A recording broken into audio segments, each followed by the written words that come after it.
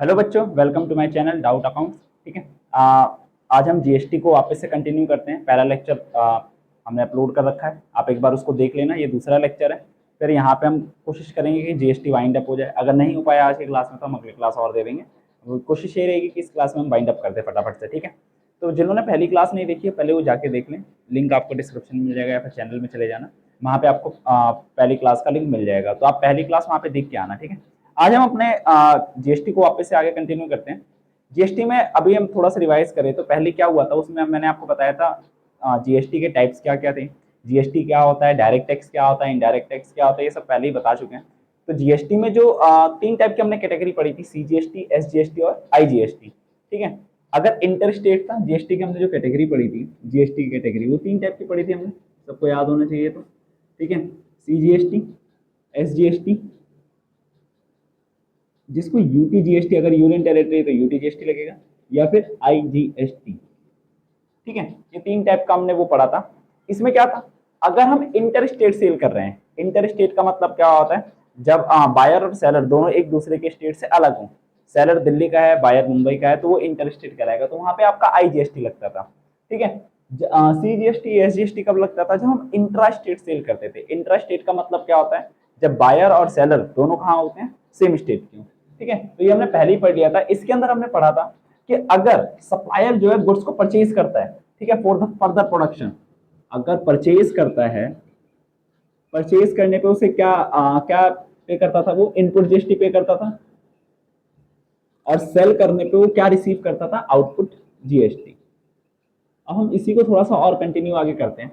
Input GST क्या होती थी, एसेट्स होती थी, और आउटपुट जीएसटी क्या होती है, आपकी लायबिलिटी होती है। ठीक है। आउटपुट जीएसटी लायबिलिटी, एसेट्स क्यों होती है, क्योंकि गवर्नमेंट को हमने पहले ही पे कर रखा है इनपुट जीएसटी के नाम पे, और आउटपुट जीएसटी लायबिलिटी इसलिए क्योंकि हमको वो गवर्नमेंट को जमा कराना है। तो इसलिए आउटपुट जीएसटी हमारी क्या मानी जाती है, लायबिलिटी मानी जाती है। ठीक है। तो इसलिए थोड़ा सा कॉन्सेप्ट याद रखना, क्योंकि जनरल एंट्री में बहुत ज्यादा काम आएगा एसेट्स और लायबिलिटी का। ठीक है जी। तो इनपुट जीएसटी और आउटपुट जीएसटी, एसजीएसटी, सीजीएसटी, हमने सब कुछ क्लियर है।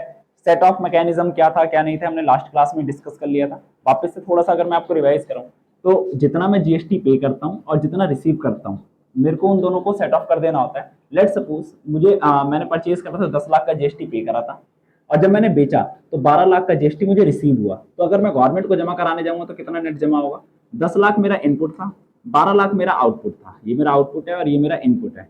तो 2 लाख रुपए जो नेट होगा वो मैं गवर्नमेंट को जाके जमा करा दूंगा। ठीक है। इसी सेट ऑफ मैकेनिज्म में एक बात आती है कि भाई कौन सा बैलेंस किसके साथ सेट ऑफ होता है, किसके साथ सेट ऑफ नहीं होता है। जैसे मैं आपको बताऊं, देखो जरा, अब बहुत ध्यान से देखना, ये कॉन्सेप्ट थोड़ा सा इंपॉर्टेंट हो जाता है। एक होता है आपका इनपुट, हम सीजीएसटी को लेके चलते हैं, इनपुट सीजीएसटी, और एक होता है आपका इनपुट एसजीएसटी। अगर यूनियन टेरिटरी है तो वहां पे यूटीजीएसटी लग जाएगा, बस यही फर्क होता है और कोई फर्क नहीं होता। इनपुट सीजीएसटी का मतलब क्या होता है, जब मैंने परचेज करा था, मतलब सप्लायर जब परचेज करता है उस टाइम पे जो जीएसटी पे करते हैं उसको क्या बोला जाता है, आपका इनपुट इनपुट बोला जाता है। तो इनपुट सीजीएसटी लेट सपोज आपका है 10 लाख। ठीक है। इनपुट एसजीएसटी में मान लो 10 लाख का है, दोनों ही 10 लाख है। गवर्नमेंट को आउटपुट आउटपुट सीजीएसटी जो है लेट सपोज वो है आपका 8 लाख का, 8 लाख का नहीं, मान लो 6 लाख का है। और आउटपुट एसजीएसटी जो है, एसजीएसटी जो है वो है मान लो आपका 12 लाख का। समझ में आ गई बात, ये नॉर्मल सी बात थी। अब एक बात याद रखना, जो सीजीएसटी और एसजीएसटी का पैसा होता है, ये दोनों कभी आपस में सेट ऑफ नहीं हो सकते। ये हमेशा जो सेट ऑफ होंगे वो हमेशा किस में होंगे, ये सेट ऑफ होंगे हमेशा या तो सेम से, मतलब खुद से ही या तो सेट ऑफ होंगे, या फिर आईजीएसटी से सेट ऑफ होंगे। कैसे होता है कैसे नहीं होता है अभी हम थोड़ी देर में बताते हैं क्या है क्या नहीं है। ठीक है। देखो, अब मान लो इनपुट सीजीएसटी कितना था, 10 लाख, और ये था 6 लाख। अब मैं गवर्नमेंट, जब सेंट्रल गवर्नमेंट को मैं पैसा पे करने जाऊंगा, तो सेंट्रल गवर्नमेंट को तो ऑलरेडी मैंने 10 लाख दे रखा है, और देना कितना है उसे, 6 लाख। तो अभी भी मेरे पास इनपुट सीजीएसटी में कितना बैलेंस पड़ा हुआ है, 4 लाख का बैलेंस पड़ा हुआ है, जो कि मेरा क्या बन जाएगा, एसेट्स है अभी भी मेरे पास। समझ में आ गई बात। अब देखो, इनपुट एसजीएसटी 10 लाख है, ये 12 लाख है। अगर नेट देखो तो 2 लाख रुपए भी बचा हुआ है मेरे पास, मतलब 2 लाख गवर्नमेंट को अभी पर पे करना है, स्टेट गवर्नमेंट को जाके पे करना है। तो ये मेरे लिए क्या बन जाएगी, लायबिलिटी बन जाएगी। मैं ये वाला जो पैसा, ये 4 लाख रुपए सीजीएसटी का पैसा था, ठीक है, मैं इसको इसके अगेंस्ट कभी भी सेट ऑफ नहीं कर सकता हूँ। मेरे पास ये बैलेंस पड़ा हुआ है, वेल एंड गुड, लेकिन मैं कभी भी CGST और SGST का बैलेंस कभी आपस में सेट ऑफ कर ही नहीं सकता। समझ में आ गई बात? तो ये 2 लाख रुपए गवर्नमेंट को आपको पे करना ही करना पड़ेगा। ऐसे नहीं है कि 4 लाख यहाँ पे तो इसके अगेंस्ट इसको 2 लाख सेट कर दो और अभी भी 2 लाख का बैलेंस है, ऐसा नहीं होगा। ये 4 लाख का बैलेंस और कहां सेट ऑफ हो सकता है? लेट सपोज आपके पास एक था आउटपुट IGST, आउटपुट IGST दे रखा था लेट 3 लाख का, तो ये जो 4 लाख का बैलेंस है ना, वो मैं इसके अगेंस्ट सेट ऑफ कर दूंगा।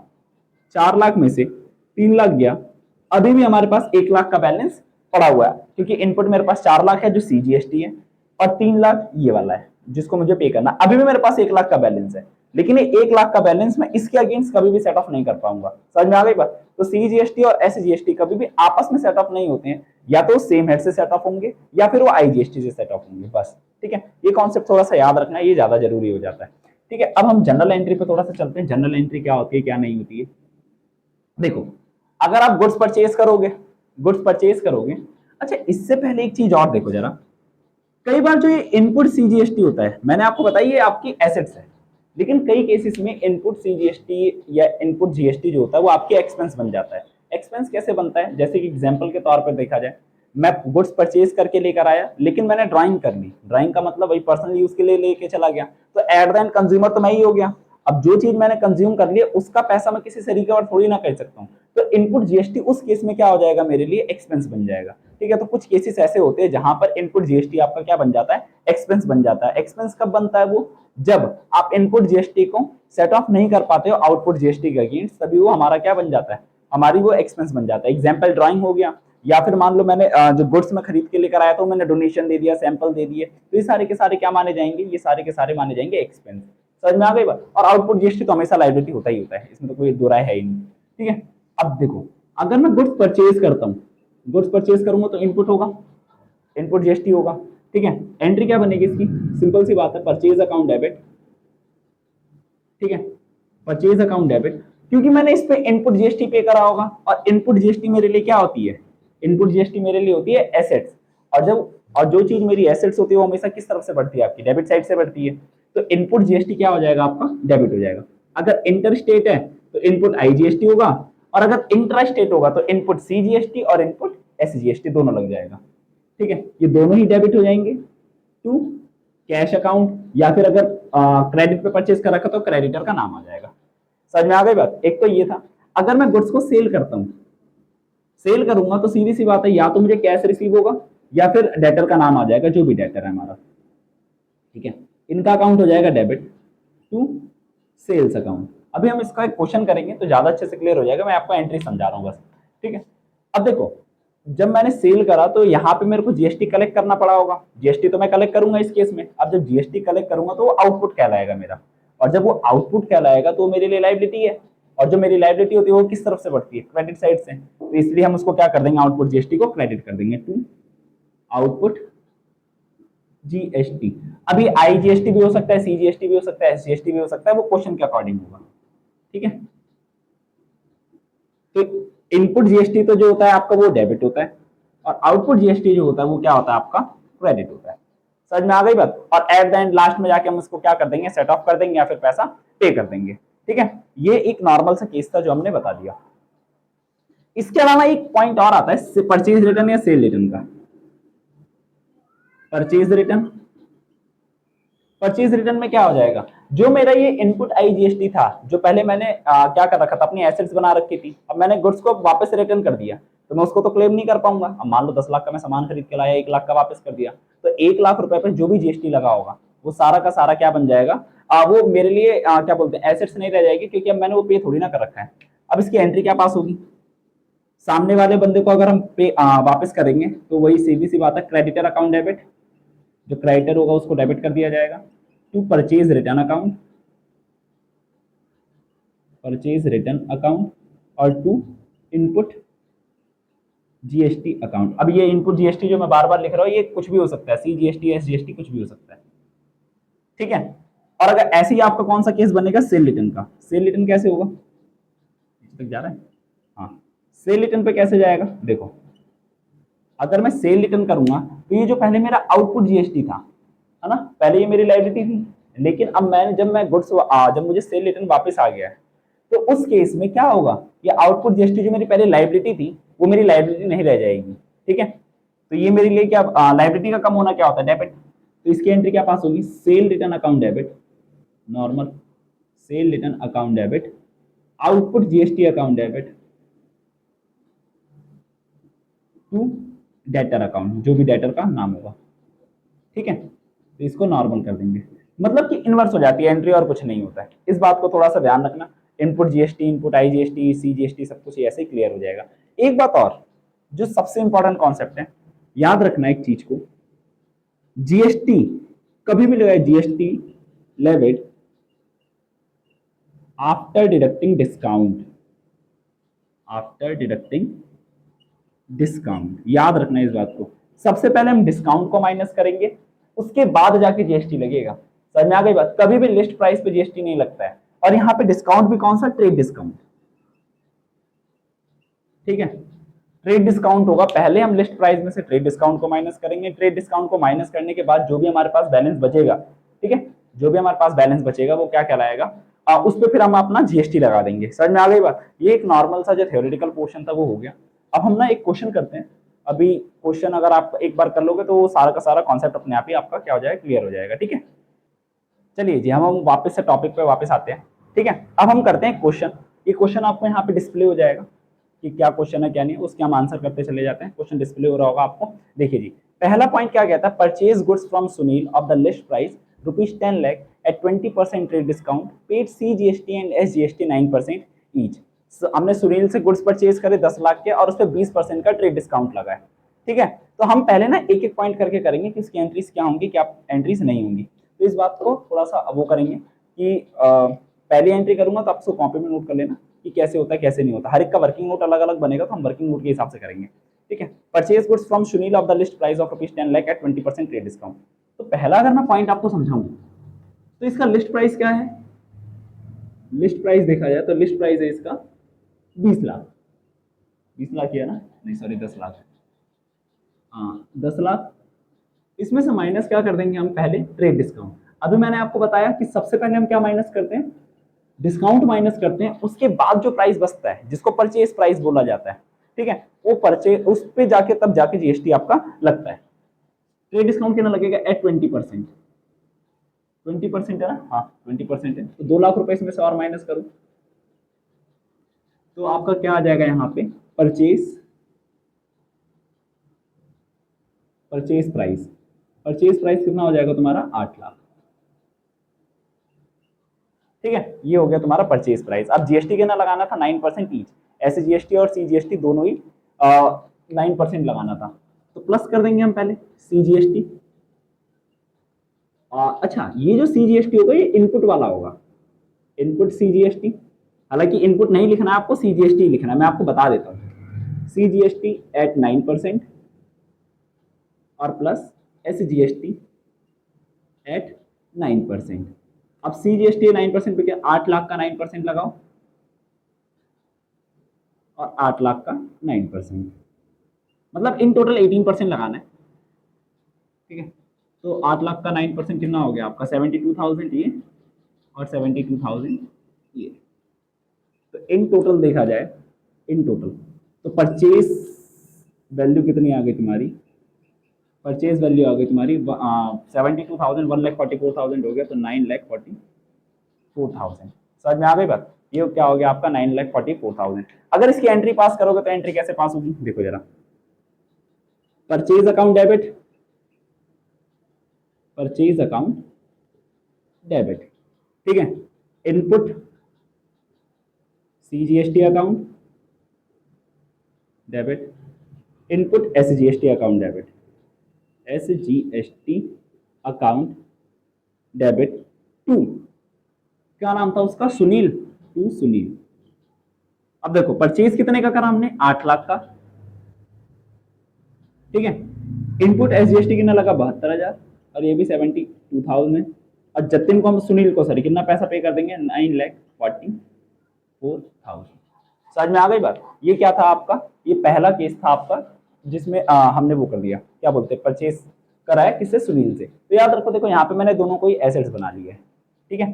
तो ये हमारा क्या पहला केस क्लियर है, इसमें तो कोई दिक्कत होगी ही नहीं।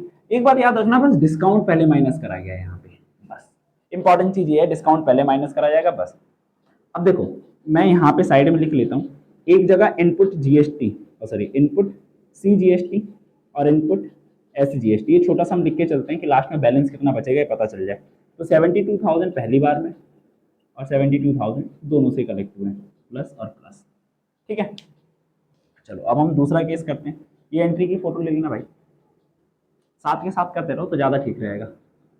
अब हम दूसरी बात करते हैं। दूसरी ट्रांजेक्शन क्या कहता है, sale goods to Manish of the list price 20 lakh. हमने मनीष को गुड्स सोल्ड करे 20 लाख के, 25% रेट डिस्काउंट मिला और जीएसटी कितना रिसीव हो रहा है, 6% ईच, ठीक है। तो हम बात करते हैं लिस्ट प्राइस, वापस से सेम क्वेश्चन, लिस्ट प्राइस कितना है, लिस्ट प्राइस है आपका, लिस्ट प्राइस है 20 लाख, लिस्ट प्राइस कितना है 20 लाख, ठीक है। लिस्ट प्राइस 20 लाख है। ट्रेड डिस्काउंट कितना माइनस हो रहा है, सबसे पहले trade discount normal, trade discount at 25%, तो 20 लाख का 25% होता है 5 लाख। तो ये क्या हो गया, सेल प्राइस कितना हो गया, sale price is equal to 15 lakh, ठीक है। सेल प्राइस कितना हो गया आपका 15 लाख। अब यहाँ पे सीजीएसटी और एसजीएसटी कितना लगाना है, 6% के हिसाब से लगाना है, तो 6% लगा दो, plus CGST at 6% plus SGST at 6%, तो 15 लाख का 6% कितना होता है 90,000, और ये कितना होता है, ये भी आपका होता है 90,000, ठीक है। तो इन टोटल देखा जाए तो हमने सेल वैल्यू कितनी हो जाएगी, 1,80,000, 16,80,000, ठीक है। ये क्या हो गया आपका सेल वैल्यू। एंट्री कैसे पास करेंगे, गुड्स हमने सोल्ड करे हैं मनीष को, डेटर का नाम क्या है मनीष, तो मनीष भाई debit, Manish account debit to sale account. अब गुड्स जो हमने इसको कितना पैसा देना है, 16,80,000 रुपए देने हैं, जिसमें सेल वैल्यू कितनी है हमारी 15 लाख, ठीक है। To output CGST, to output SGST, ये भी 90,000 और ये भी 90,000। समझ में आ गई बात, ये सारा का सारा क्या था। अच्छा हम यहाँ पे और लिख देते हैं, आउटपुट सीजीएसटी और आउटपुट एसजीएसटी। आउटपुट सीजीएसटी कितना है हमारे पास 90,000, ये भी है, और आउटपुट एसजीएसटी 90,000 है। आगे क्वेश्चन जैसे जैसे आते रहेंगे हम इसको भरते चले जाएंगे, ठीक है।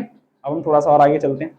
थर्ड पॉइंट क्या कहता है, अब देखो गुड्स रिटर्न की बात आ गई है, goods return to Sunil of the list price at ₹20 lakh, sorry 2 lakh, 20 lakh नहीं है, 2 लाख रुपए लिखा हुआ है। अब देखो जरा यहाँ पे, अब जो सुनील था हमने से गुड्स परचेज करा था, अब हम उसको रिटर्न कर दे रहे हैं, गुड्स जो था हम उसको रिटर्न कर दे रहे हैं सुनील को। अब गुड्स अगर हम रिटर्न कर रहे होंगे तो लिस्ट प्राइस कितना है इसका, आपको पहले ही बता दिया है क्वेश्चन में कि लिस्ट प्राइस जो है वो है 2 लाख का। तो हम अपने क्रेडिटर कम कितने से करेंगे, पूरे 2 लाख से कम नहीं कर देंगे। हमको देखना ये होगा कि कितना क्या बोलते हैं, कितना हमने उस पर ट्रेड डिस्काउंट मिला था, वो ट्रेड डिस्काउंट हम उसे वापस करेंगे, फिर कितना जीएसटी लगा था वो भी हम माइनस कर देंगे, ठीक है। देखो जरा,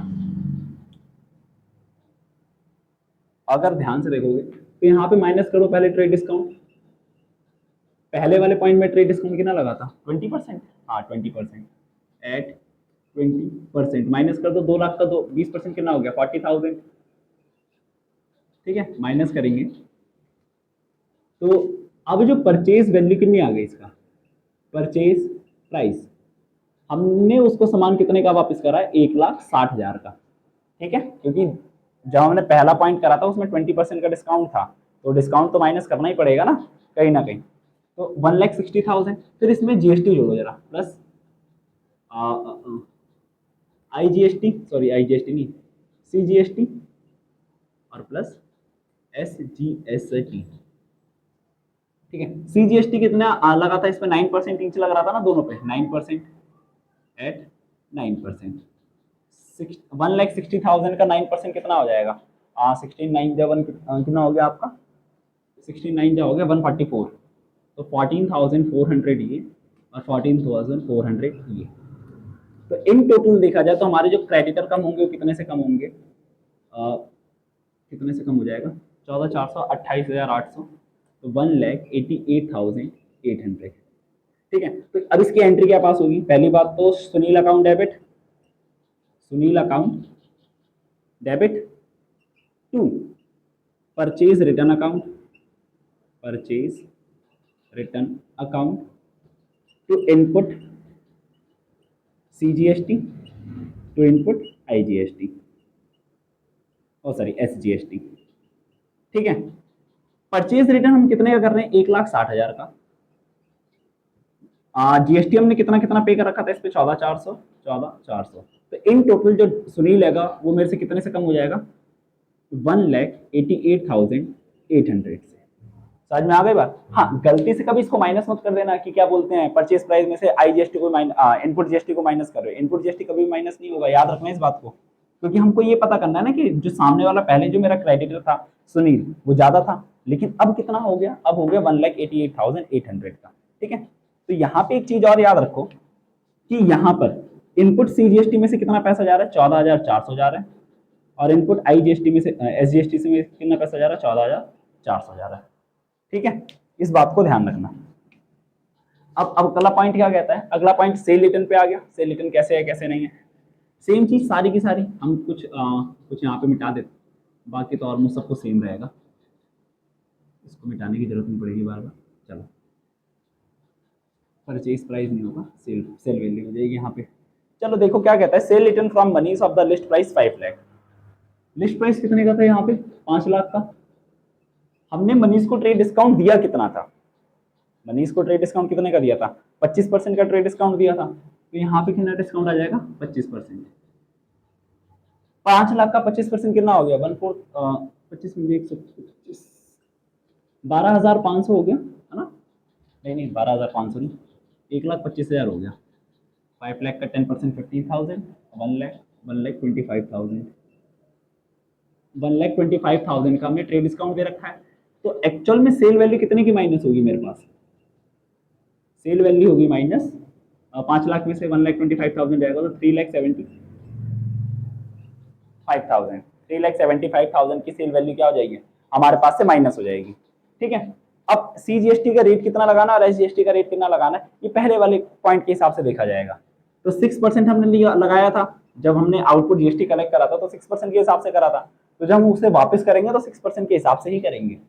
ठीक है, अब 3,75,000 का 6% कितना हो गया?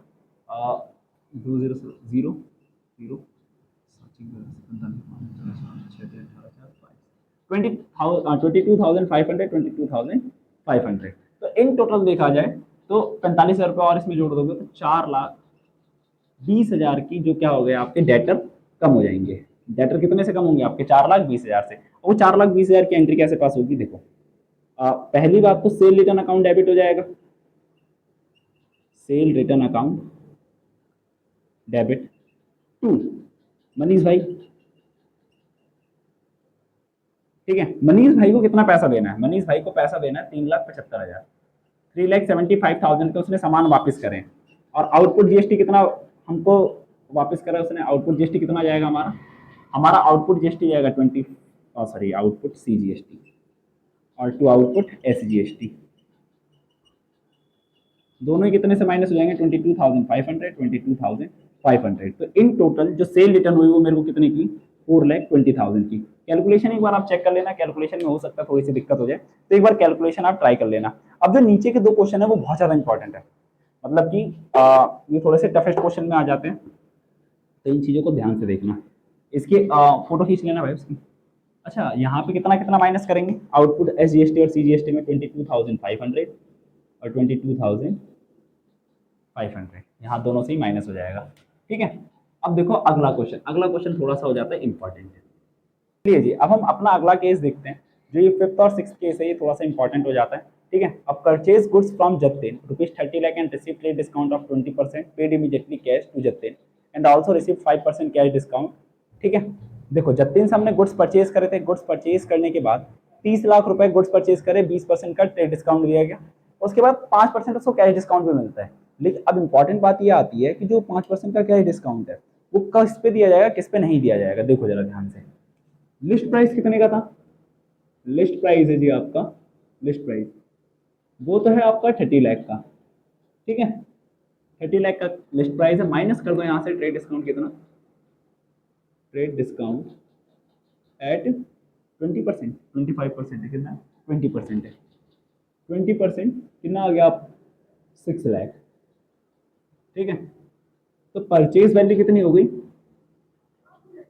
परचेज वैल्यू हो गई आपकी 24 लाख की। अब आपको आईजीएसटी कितना लगाना है इस पे, इस पूरे पे जो आपको आईजीएसटी लगाना है वो लगाना है 12% के हिसाब से, है ना, 12% है आईजीएसटी का अमाउंट, तो आईजीएसटी लगा दो 12%, प्लस कर दो आईजीएसटी एट 12%, 24 लाख का 12% कितना हो गया, 240, 24, 24, 39, तो 2,88,000 का क्या लग जाएगा आपका, 2,88,000 का जीएसटी लग जाएगा। समझ में आ गई बात। तो एक्चुअल में जो परचेज वैल्यू होगी, आपको परचेज प्राइस कितना पे करना है, परचेज प्राइस देखा जाए तो इन टोटल हो गया, देखने में क्या लग रहा है, देखने में लग रहा है कि ये हो गया 26,88,000 का, लेकिन अभी आपको क्या मिला है, कैश डिस्काउंट मिला है ना, कैश डिस्काउंट भी मिला। अब वो कैश डिस्काउंट लगाएंगे किस वैल्यू पे, इंपॉर्टेंट चीज आती है ये, कैश डिस्काउंट क्या इस वैल्यू पे लगाया जाएगा, इस वैल्यू पे लगाया जाएगा। याद रखो अगर मैं कैश डिस्काउंट इस वैल्यू पे लगा दूंगा तो बट ऑब्वियस है कहीं ना कहीं 5% अगर मैं इस वैल्यू पे लगाता हूँ तो 2,88,000 का क्या है, जीएसटी भी है, तो उस 5% तो जीएसटी पे भी हमने पे कर दिया, मतलब डिस्काउंट जो हमने जीएसटी पे भी दे दिया, जो कि कहीं ना कहीं गलत है। अब कभी भी क्या बोलते हैं, जीएसटी के पैसे में, टैक्स के पैसे में डिस्काउंट थोड़ी ना दे सकते हो, ये थोड़ी ना है कि गवर्नमेंट को हम 5% कम दे देंगे, तुम हमें क्या बोलते हैं 5% के डिस्काउंट के हिसाब से जीएसटी का पैसा पे कर दो, ऐसा कभी नहीं होता है, ठीक है। तो जो कैश डिस्काउंट लगाया जाएगा वो लगाया किस पे जाएगा, 24 लाख पे, कैश डिस्काउंट जो है वो लगाया जाएगा 24 लाख एट 4% है, 4% 5% है, ठीक है। तो 24,88,000 का 5% कितना हो गया, 24 लाख यार, सॉरी गाइस, 24 लाख का 5%, 2,40,000 का हाफ कर दो तो 1,20,000 कर गया, तो 1,20,000 का मुझे क्या रिसीव हुआ, डिस्काउंट रिसीव हुआ। अब हम इसकी एंट्री पास करते हैं, एंट्री जरा देखो कैसे एंट्री पास होगी, बहुत इंपॉर्टेंट एंट्री है, purchase account debit normal, purchase account debit normal, input IGST account debit, purchase to cash account, cash में क्योंकि हमने परचेज करा है, टू डिस्काउंट रिसीव्ड। अब देखो डिस्काउंट रिसीव्ड, परचेज अकाउंट वगैरह इसमें बैलेंस जाएगा कैसे, इनपुट आईजीएसटी में तो सीधी सी बात है, पूरा का पूरा उठा के लिख दो 2,88,000, समझ में आ गई बात। परचेज कितने का करा है, इन टोटल देखा जाए तो 24 लाख का तुमने क्या करा है, परचेज करा है, 24 लाख का तो टोटल आपने परचेज कर दिया है, ठीक है। कैश कितना आपने पे करा होगा, देखो 26,88,000 में से तुमने 1,20,000 रुपए नहीं दिए ना, तो इन टोटल कितना पैसा दे रखा है, नहीं दिया तुमने, 1,20,000 इसमें माइनस करोगे तो 25,68,000 ये आपकी जेब से पैसा क्या होगा, 1,20,000 रुपए डिस्काउंट तुम्हें रिसीव हुआ। एक चीज याद रखना, ये जो 1,20,000 है वो किसमें से माइनस हो रहे हैं, इनडायरेक्टली यहाँ से, ठीक है, समझ में आ गई बात। देखो देखने में क्या लग रहा है 26,88,000 देना था, लेकिन तुमने दिया कितना 25,68,000, तो जो ये 1,20,000 लगा आया ना वो डिस्काउंट का था, लेकिन ये डिस्काउंट किस पे लगाया गया, इस वाली वैल्यू पे 24 लाख पे, ना कि 26,88,000 पे। इस बात को ध्यान रखना, ये बहुत इंपॉर्टेंट पॉइंट हो जाता है, समझ में आ गई बात। तो अगर मैं लिखने पे आऊं तो इनपुट आईजीएसटी कितना रिसीव हुआ आपको, इनपुट आईजीएसटी रिसीव हुआ है 2,88,000 का, ये सारा का सारा हम ऐसे लिख देते हैं साइड में, अच्छा लग रहा है, ठीक है। तो ये आपका किसका केस था, ये था आपका परचेज का केस। ऐसे ही आपका किसका केस आएगा, सेल का भी केस आ सकता है, सेल का भी केस नॉर्मल है, सिंपल है, कुछ है नहीं इसमें। देखो इसकी फोटो ले लेना भाई, फोटो ले लेना या लिख नोट कर लेना, ये ऐसे पॉइंट्स हैं जो आपके एग्जाम में पूछते ही पूछते हैं, ठीक है। अब देखो जरा अगला केस क्या कहता है, सोल्ड गुड्स टू मयंक, ठीक है, sold goods to Mayank of ₹40 lakh and allowed trade discount at 20%, goods हमने कितने के सेल करें उसको 40 लाख के, और 20% हमको ट्रेड डिस्काउंट रिसीव हुआ। Received immediately cash from bank and also allowed 5% cash discount. यहाँ पे भी कैश मेरे को तुरंत लिया था और 5% का मैंने क्या दे दिया उसको, कैश डिस्काउंट दे दिया। यहाँ पे आईजीएसटी मुझे कितना रिसीव होता है, 5% से रिसीव होता है। देखो लिस्ट प्राइस कितना, वही सिंपल 40 लाख, ठीक है। सबसे पहले ट्रेड डिस्काउंट माइनस कर दो कितना, 20% से, तो 8 लाख आपने ट्रेड डिस्काउंट माइनस कर दिया, तो सेल वैल्यू कितनी आ गई, सेल वैल्यू आ गई आपकी 32 लाख, ठीक है। 32 लाख की सेल वैल्यू आ गई। अब यहाँ पे पहले क्या प्लस कर देंगे, आईजीएसटी कितना, एट 5% से, 5% ही है ना, आईजीएसटी में हमने 5% लगा रखा है, सिंपल है। 3,20,000, 3,20,000 होगा, इसका हाफ कर देंगे तो 1,60,000 हो गया। तो टोटल सेल वैल्यू हो कितनी की जाएगी, देखा जाए तो टोटल सेल वैल्यू हो गई कितने की, 32 लाख में से 32 लाख में तो 33,60,000, ये हो गई आपकी टोटल सेल वैल्यू। लेकिन अब मैं 33,60,000 तो पूरा लिख नहीं सकता, ठीक है। 33,60,000 में मुझे 5% का डिस्काउंट भी देना है, डिस्काउंट अलाउ करना है, तो डिस्काउंट हम किस पे अलाउ करेंगे, 32 लाख वाली वैल्यू पे, ना कि जीएसटी के बाद वाली। जैसे मैंने अभी आपको बताया, तो डिस्काउंट हम अलाउ भी किस पे करेंगे, सेल वैल्यू पे अलाउ करेंगे। तो देखो जरा कैश डिस्काउंट कितना हो जाएगा, कैश डिस्काउंट अलाउड कितना, कैश डिस्काउंट अलाउ करेंगे 32 लाख का 5%, तो इन टोटल 1,60,000 रुपए हम वो कर देंगे, क्या नाम है, ये हमको डिस्काउंट मिल जाएगा। तो कैश टू बी रिसीव्ड, मुझे कैश कितना रिसीव होगा, कैश रिसीव होगा 32 लाख का। समझ में आ गई बात। अब देखो, अब इसकी एंट्री देखना कैसे होगी, cash account debit, cash account debit, discount allowed account debit, discount allowed account debit to sale account और to output IGST account, to output IGST account. देखो जरा आउटपुट आईजीएसटी का कितना पैसा था, 1,60,000, ठीक है। मुझे सेल की कितनी वैल्यू थी, 32 लाख की,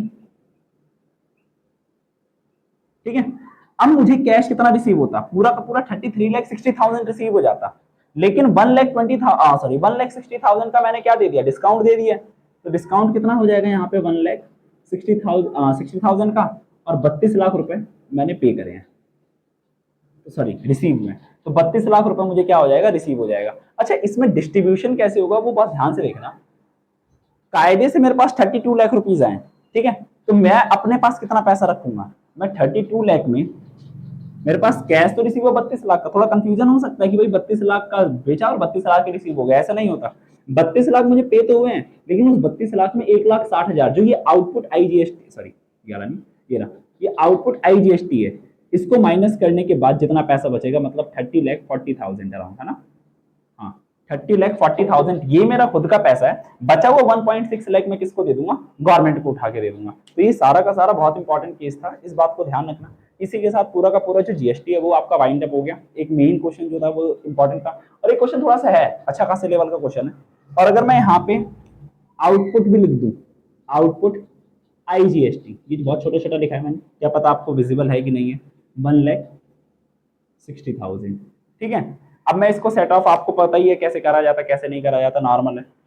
input IGST, sorry input CGST हमारे पास 72,000 में से 14,400 जाएगा, तो कितना बचेगा, 67,600, ये भी ऐसे 67,600, ठीक है। आउटपुट सीजीएसटी मेरे पास कितना बचेगा, आउटपुट सीजीएसटी इसमें से माइनस कर दो तो 68,500 ये भी बचेगा, आई थिंक 70 हो गया, 67,500, ये हो गया 67,500, ये तो नॉर्मल है ही है, ठीक है। इन दोनों को आपस में सेट ऑफ कर दो, और इसके साथ ये चैप्टर पूरा का पूरा जीएसटी वाला ये पूरा खत्म हो गया, ठीक है। आप हाँ इसके क्वेश्चन रिवाइज करते रहना, क्योंकि क्वेश्चन रिवाइज करना जरूरी है, 1-2 क्वेश्चन कर लेना उठा के, ठीक है। अब हम मिलते हैं अपनी अगली क्लास में नए चैप्टर के साथ, तब तक के लिए टाटा बाय बाय।